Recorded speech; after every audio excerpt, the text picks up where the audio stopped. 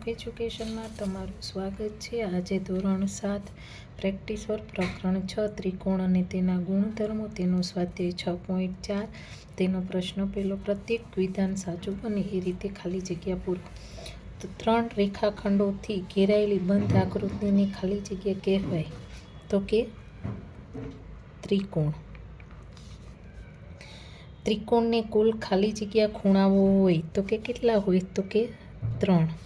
ત્રિકોણને કુલ ખાલી જગ્યા બાજુઓ હોય તો કે 3।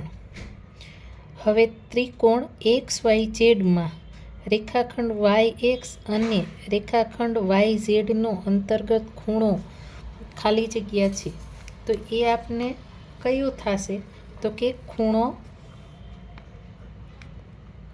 Y। ત્રિકોણ RMD માં ખૂણો M અને ખૂણો D ને અંતર્ગત બાજુ ખાલી જગ્યા છે તો કે રેખાખંડ MD।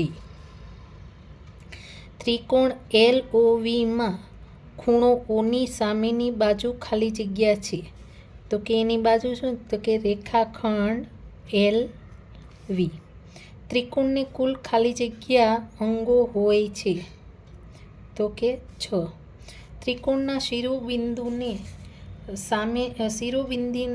શિરોબિંદુને સામેની બાજુના મધ્ય બિંદુ સાથે જોડતા રેખાખંડને ખાલી જગ્યા કહેવાય તો કે મધ્યગા।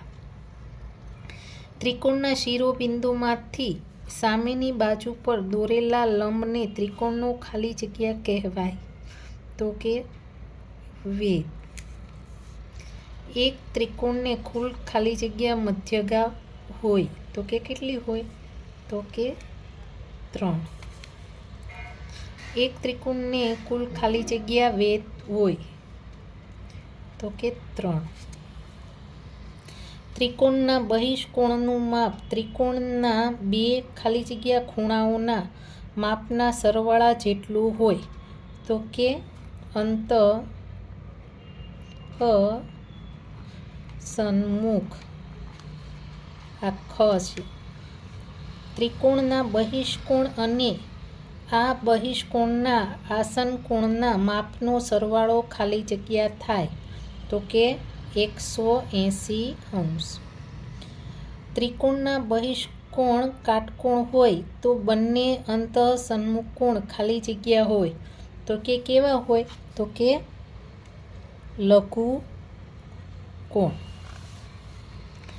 ત્રિકોણનો બહિષ્કોણ ગુરુકોણ હોય તો બંને અંતઃસન્મુખ કોણ પૈકી એક તો ખાલી જગ્યા હોય જ તો એ કેવું હોય તો કે લઘુકોણ। ત્રિકોણનો બહિષ્કોણ લઘુકોણ હોય તો બંને અંતઃસન્મુખ કોણ ખાલી જગ્યા હોય તો કે લઘુકોણ। ત્રિકોણના ત્રણેય ખૂણાના માપનો સરવાળો ખાલી જગ્યા થાય છે 180°। સમબાજુ ત્રિકોણમાં વેધ એ જ તેની ખાલી જગ્યા હોય મધ્યગા।